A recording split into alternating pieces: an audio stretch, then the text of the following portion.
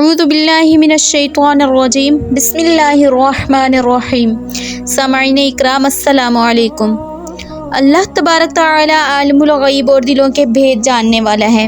وہ سمیع ہے، وہ بصیر ہے، اور ہر لمحہ چاہے وہ ماضی ہو چاہے مستقبل ہو یا حال اس کے سامنے ہے۔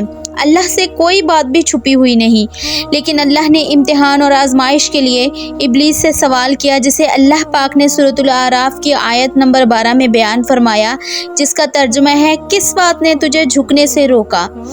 ابلیس لعین نے اللہ تبارک تعالیٰ کا یہ سوال سن کر کہا، اے رب العالمین، میں آدم علیہ السلام سے کہیں بہتر ہوں کہ اس کو تو نے حقیر سی چیز مٹی سے بنایا اور مجھے تو نے آگ سے پیدا کیا۔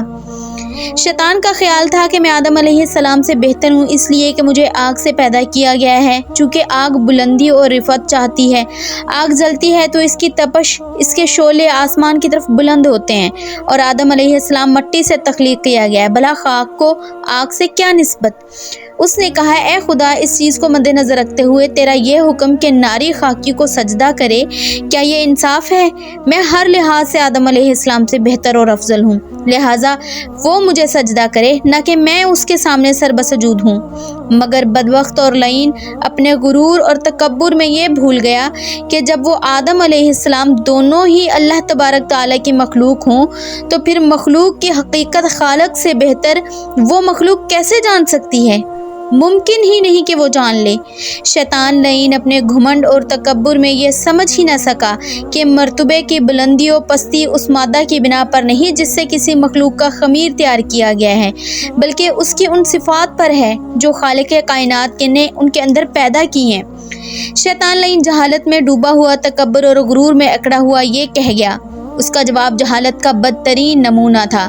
ابلیس نے جب یہ دیکھا کہ حکم خالق کی نافرمانی، خلاف ورزی، تکبر و رعونت اور خدائے ذوالجلال پر ظلم اور بے انصافی کے جرم نے ہمیشہ کے لیے اسے رب العالمین کے آغوش رحمت سے مردود قرار دے دیا ہے، تو جہالت اور تکبر و نخوت کے پتلے نے اللہ تعالیٰ سے معافی اور درگزر مانگنے اور توبہ استغفار کرنے کے بجائے اپنی اکڑ پر قائم رہا، اور اللہ سے استدعا کی کہ اے رب العالمین، مجھے یوم حشر تک مہلت دے اور قیامت تک میری عمر دراز کر، تاکہ میں تیری اس مخلوق کو جس کو تو نے مجھ پر فوقیت دی ہے گمراہ کر سکوں اور اس کی راہ میں کانٹے بچھا سکوں، اور اس کو آگے پیچھے اوپر نیچے دائیں بائیں غرض چاروں طرف سے گمراہ کروں گا۔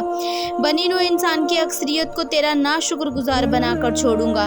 اس پر اللہ تعالیٰ نے اس کی استدعا منظور فرمائی اور کہا، جا، تجھے مہلت ہے تاکہ قیامت تک اپنے شیطانی جال کو پھینکتا رہے۔ ہم کو اس کی کوئی پرواہ نہیں کہ تو کیا کرے گا اور کیا نہ کرے گا، ہمارا قانون مکافات عمل ہے، بس جو جیسا کرے گا ویسا بھرے گا، اور جو بنی آدم مجھ سے منہ پھیر کر تیری پیروی کرے گا اور وہ تیرے ہی ساتھ عذاب الہی اور جہنم کا سزاوار ہوگا۔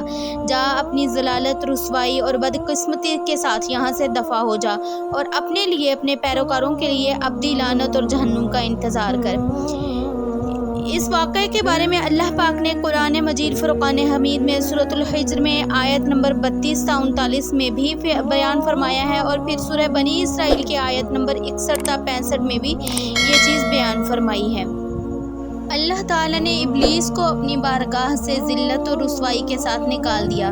اس لعین نے اللہ تعالیٰ سے بنی نوع انسان کو صراط مستقیم سے بھٹکانے اور گمراہ کرنے کی اجازت لے لی اور نکل گیا۔ میری اللہ تعالیٰ سے دعا ہے کہ اللہ پاک مجھے اور آپ سب کو شیطان لعین کے جال سے محفوظ رکھے اور ہمیں صراط مستقیم پر چلنے کی توفیق عطا کرے۔ آمین ثم آمین۔